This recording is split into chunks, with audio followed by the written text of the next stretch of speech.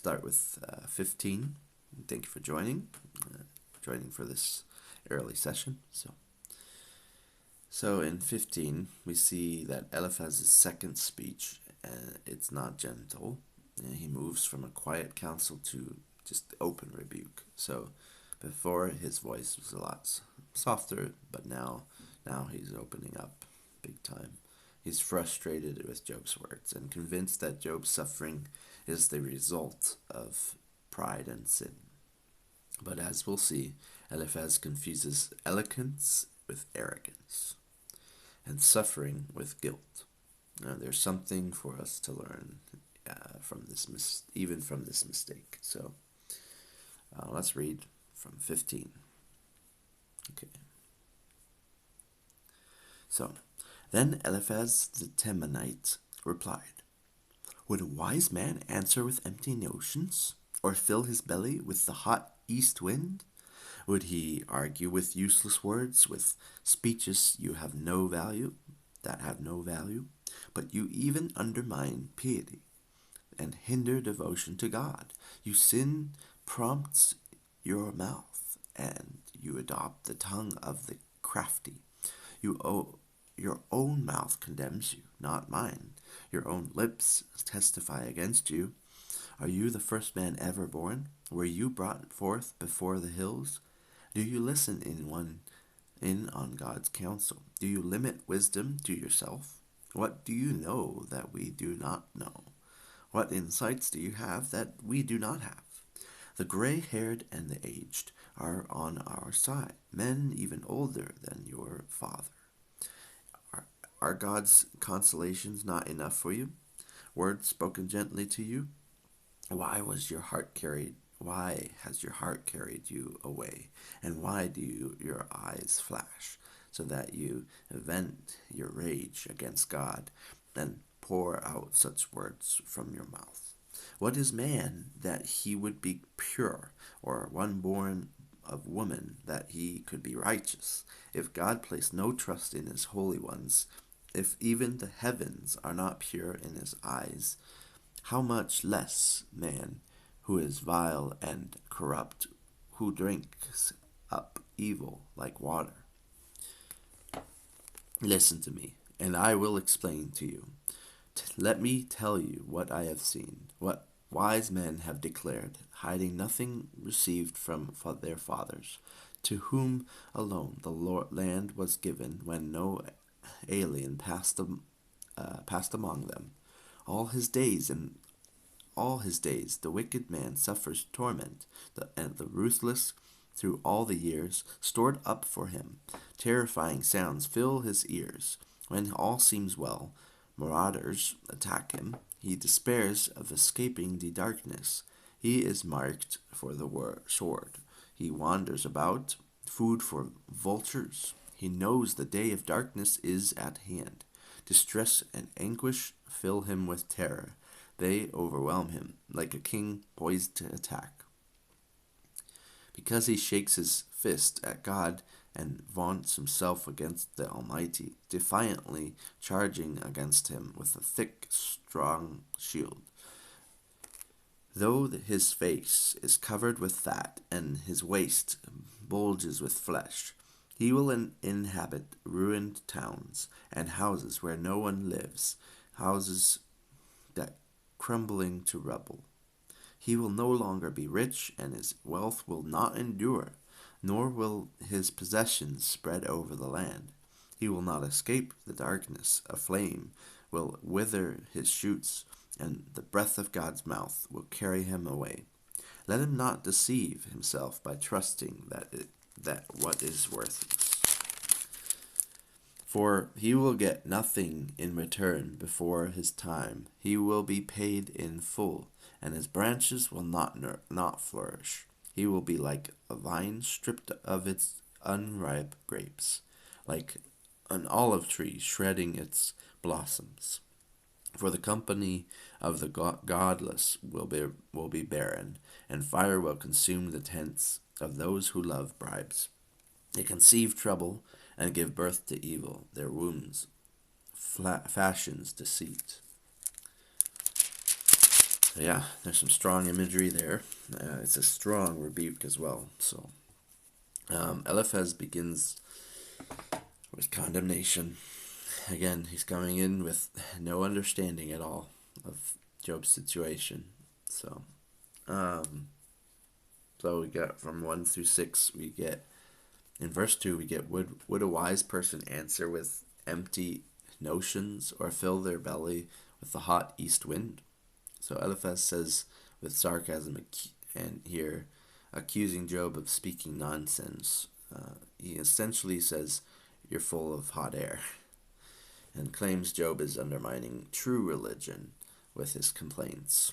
So, so yeah, to fill their belly with hot east wind, this imagery, wind that is scorching, destructive, and empty.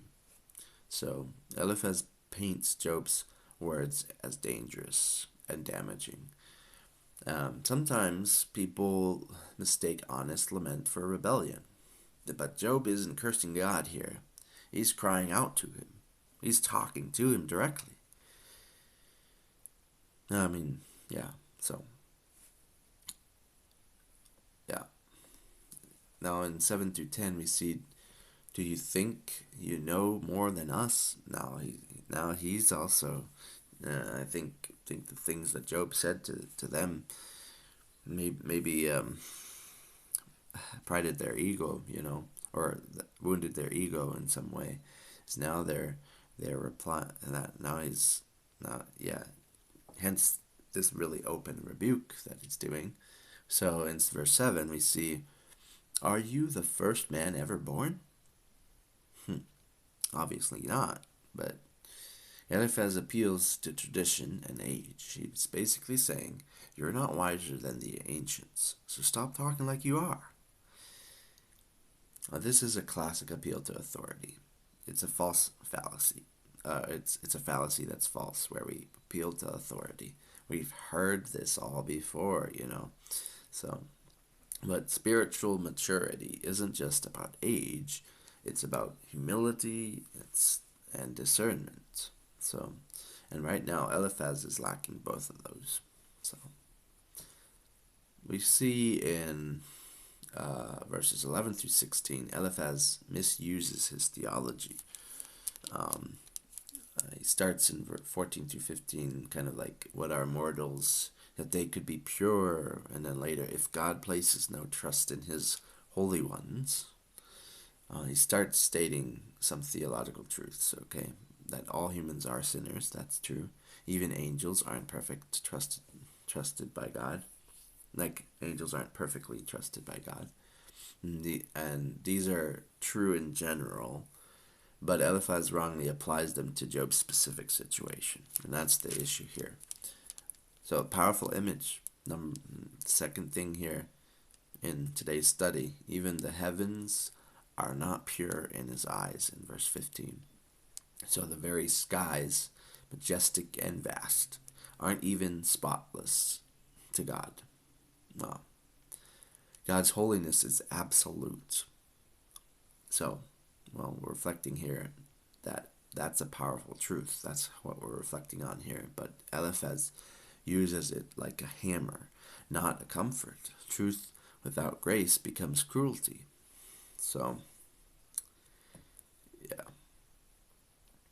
And we see verses 17 through 26, a portrait of the wicked man. I will show you what I have seen. The wicked writhe in pain all their days. Yeah. Eliphaz describes what he believes happens to evil people. He says, fear surrounds them, their wealth fails, God is against them, all of those things. And so he shakes his fist at God and vaunts himself against the Almighty in verse 25. A man lifting his fist in defiance against God. So, well, that means that Eliphaz sees Job as this kind of man that's rebellious and proud. Wow, way to read the situation completely wrong, Eliphaz. So, the tragedy here is that Eliphaz can't see Job's faith, okay? His faith through it, and he can't see it through his pain, okay? And he sees protest as rebellion, but it's actually just a cry for help.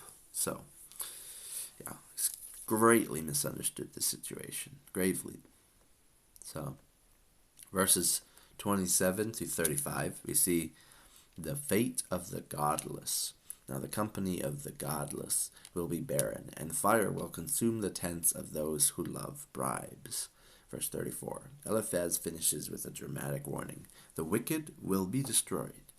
His underlying message is clear. Job, this is what happens to people like you. Oh, what a terrible thing to say to your friend, man.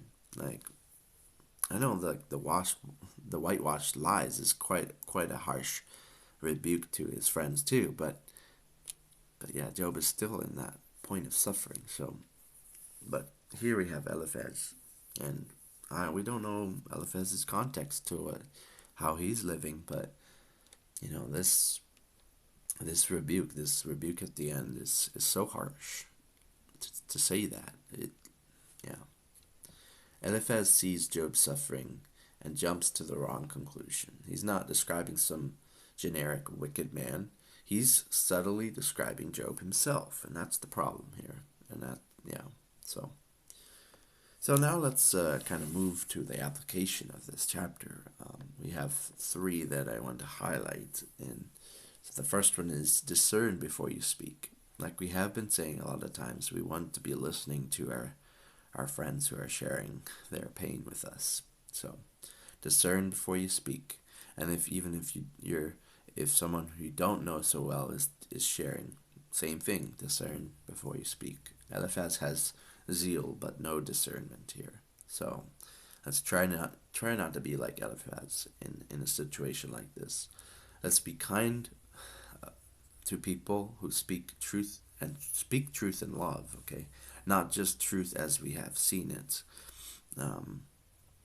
Yeah, that kind of reminds me of like preaching all about hell and condemnation. Like there is that reality and that truth in the gospel that those who reject Christ will be cut off and thrown into the fire, or like the sheep and the goats that Jesus shares. But why have just that message when you're preaching to people who have no idea of the Bible? Why just share that? Why avoid the good news, the gospel that we have in Christ? Why avoid that kind of thing?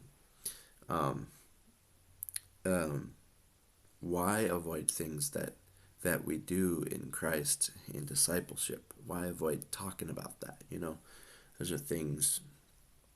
But anyways, that's part of that truth thing, not really the whole discern before you speak. But I wanted to say a few of those things. The second thing is be careful applying general truths to personal pain. Yes, all people sin, but not all suffering is a result of personal pain or sin, personal sin. Eliphaz uses theology like a weapon here. We're called to use it like a bomb. You get that? So we are just using our theology for understanding, okay?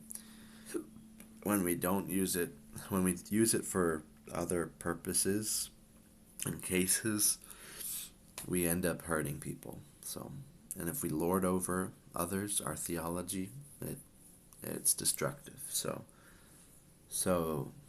yes, all people sin, but yeah, not all suffering is that result of personal sin.